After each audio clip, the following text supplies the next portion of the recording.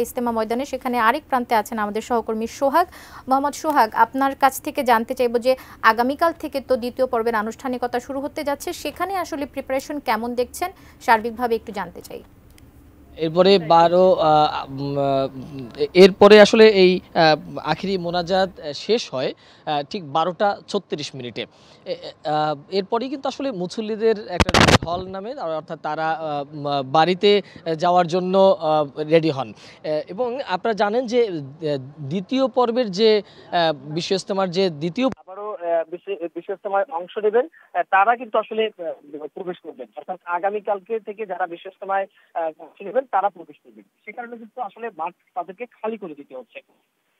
এর মধ্যে কিন্তু আমরা দেখেছি যে এই বিশ্ব ইজতেমাকে ঘিরে শৃঙ্খলা রক্ষাকারী দেখেছি যে এই বিশ্ব ইজতেমাকে ঘিরে আইন শৃঙ্খলা রক্ষাকারী বাহিনীরা তৎপর রয়েছেন, এবং আমরা সর্বশেষ যে পুলিশ কমিশনার রয়েছে সেই পুলিশ কমিশনারের সাথে কথা বলে যেটি জানতে পেরেছি, তিনি বলছিলেন যে তাদের যে প্রথমে যে একটা আশঙ্কা ছিল, তাদের যে একটি যে এবারের বিশ্ব ইজতেমা ঘিরে কোনো ধরনের অপ্রীতিকর ঘটনা ঘটতে পারে, কিন্তু সেই ধরনের কোনো ধরনের অপ্রীতিকর ঘটনার বেলায় তারা একদমই সজাগ ছিল, সতর্ক ছিল, এবং তারা শান্তিপূর্ণভাবেই কিন্তু এবারের বিশ্ব ইজতেমার প্রথম পর্বটি শেষ করেছে।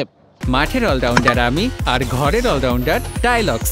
টাইলক্স টয়লেট ক্লিনার, ক্লিন মানেই টাইলক্স।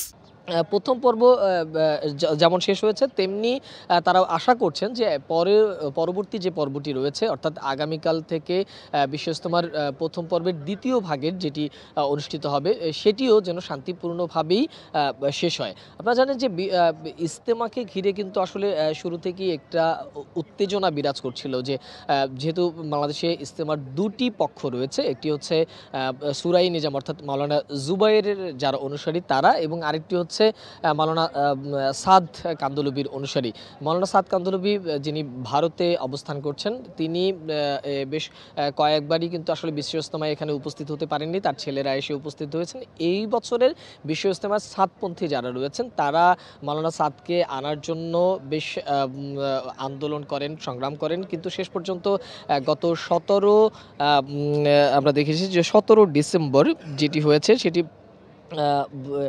টঙ্গীর ময়দানে দুই পক্ষের মধ্যে একটি সংঘর্ষের ঘটনা ঘটে, সেখানে প্রায় 4 থেকে 5 জন নিহত হয়। এরপরই কিন্তু আসলে বিশ্ব ইজতেমা একটা অনিশ্চয়তার দিকে যাচ্ছিল, যে বিশ্ব ইজতেমাটি আসলে পূর্ব নির্ধারিত সময়ের মধ্যে হবে কিনা। বিশ্ব ইজতেমার একটা অনিশ্চয়তার মধ্যে ছিল যে আসলে বিশ্ব ইজতেমাটি হবে কিনা, কিন্তু সেই অনিশ্চয়তা কিন্তু কাটা সম্ভব হয়েছে, এবং সে সবশেষে আমরা যেটি দেখেছি যে বিশ্ব ইজতেমাটি দেখা গেছে যে সাদপন্থী এবং জুবাইরপন্থীদের দুটি যে তারিখ দেয়া ছিল, সেই দুটো তারিখই আসলে কিন্তু যারা সুরাই নিজাম রয়েছে তারা এই বিশ্ব ইজতেমাটির আয়োজন করছেন, এবং যারা সাদপন্থী রয়েছে তাদের জন্য একটি আলাদা সময় দেয়া হয়েছে, অর্থাৎ আগামী 14 তারিখ তাদের জন্য একটা সময় দেওয়া হচ্ছে। তবে এই সময়ের ক্ষেত্রে তাদের কিছু শর্ত জুড়ে দেওয়া হয়েছে।